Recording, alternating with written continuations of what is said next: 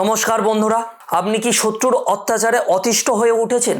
গুপ্ত শত্রু নাকি প্রকাশ্য শত্রু, নাকি দুই ক্ষেত্রে আপনার জীবন হয়ে উঠেছে দুর্বিষহ? ঘরের শত্রু নাকি বাইরের শত্রু, কিছুই বুঝতে পারছেন না আপনি?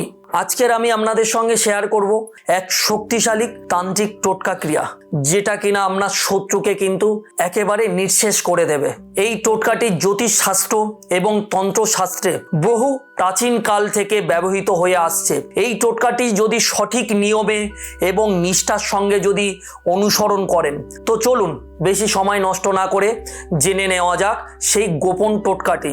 তবে এই টোটকাটি জানার আগে আপনি যদি আমার চ্যানেলে প্রথম হয়ে থাকেন, তাহলে অবশ্যই করে চ্যানেলটিকে সাবস্ক্রাইব করে রাখবেন। কেননা আমার এই চ্যানেলে আমি প্রতিনিয়ত এই ধরনের ভিডিও আপলোড করে থাকি, যেটা কিনা জ্যোতিষ ভিত্তিক বা তন্ত্র ভিত্তিক বা বাস্তুশাস্ত্র নিয়েও কিন্তু আমি আলোচনা করে থাকি, যেটা কিনা আপনি বাড়িতে বসে কয়েকটা জিনিসের মাধ্যমে বড় বড় সমস্যার সমাধান কিন্তু নিজেই করে নিতে পারবেন।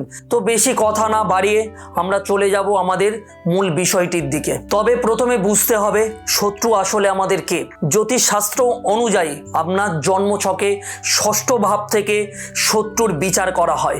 ষষ্ঠ ভাব আপনার শত্রু, রোগ, রিপু এবং জ্বালা এবং বাধা বিপত্তির বিচার করা হয় এই ষষ্ঠ ভাব থেকে। তবে শত্রু সবসময় বাইরের কেউ হবে এমনটা কিন্তু সত্য নয়। অনেক সময় কিন্তু ঘরের ব্যক্তি কিন্তু আপনার শত্রু হয়ে উঠতে পারে। চাণক্য নীতিতে বলা হয়েছে শত্রু দুই প্রকারের, একটি প্রকাশ্য শত্রু যাকে আমরা দেখতে পাই, আর অন্যটি হলো গুপ্ত শত্রু যাকে চিনতে পারি না। কিন্তু দুই ধরনের শত্রুর লক্ষ্য কিন্তু একটাই, আপনার ক্ষতি করা। বাইরের শত্রুর হাত থেকে কিছুটা রক্ষা পাওয়া সম্ভব হলেও ঘরের শত্রুর হাত থেকে মুক্তি পাওয়া কিন্তু খুবই কঠিন ব্যাপার।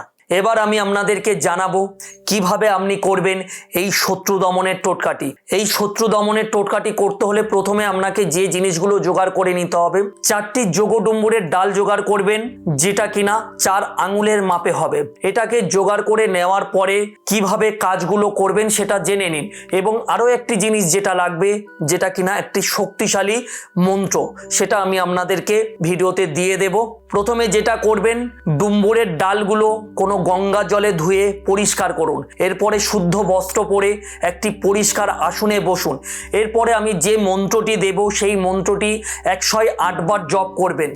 জপ করার সাথে সাথে যেই শত্রুকে আপনি চেনেন সেই শত্রুর নাম করে এই ডালগুলোর ওপরে কিন্তু আপনি ফুঁক দেবেন প্রতিটা জপ করার পরে। এবং এই কাজটি সম্পূর্ণ হয়ে গেলে এই ডালগুলোকে নিয়ে যে শত্রুকে আপনি চেনেন সেই শত্রুর বাড়ির সামনে যদি সম্ভব হয় পুঁতে দিয়ে আসবেন।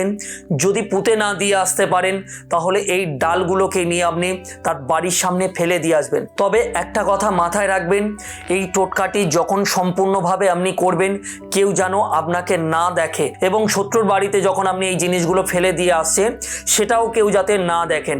আর যদি আপনার শত্রু গুপ্ত হয়, অর্থাৎ আপনি তাকে চেনেন না, এমন যদি কোনো শত্রু হয়, তাহলে ডালগুলোকে নেবেন। আমি যে মন্ত্রটি জপ করব, মন্ত্রটি জপ করে গুপ্ত শত্রু উচ্চারণ করবে ওই ব্যক্তির নামের জায়গায়। তারপরে প্রতিটা মন্ত্র শেষে একবার করে ফুঁক দেবেন ডালগুলোর উপরে। ক্রিয়া সম্পূর্ণ করার পরে আপনার যদি গুপ্ত শত্রু হয় তাহলে কাছাকাছি কোনো নদীতে ফেলে দিয়ে আসবেন।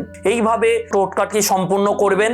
যদি আপনি এগুলো সঠিকভাবে করতে পারেন, যে উপকারগুলো আপনি পাবেন, প্রথমত শত্রুর সব কুমন্ত্রণা ব্যর্থ হবে, কালো জাদু এবং নজর লাগার প্রভাবও কিন্তু এখান থেকে দূর হবে, পারিবারিক শত্রুতার সমাধান হবে, ব্যবসায়িক শত্রুতা যদি থাকে সেটাও কিন্তু দূর হবে।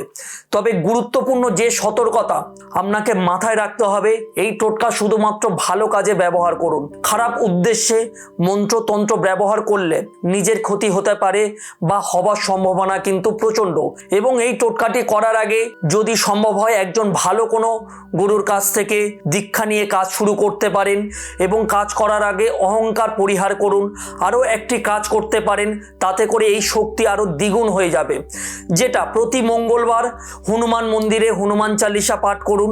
এবং আরও একটি কাজ করতে পারেন, 7টা রসুন একই সুতোয় গেঁথে নিয়ে সেটা আপনার বাড়ির সামনে ঝুলিয়ে দিন।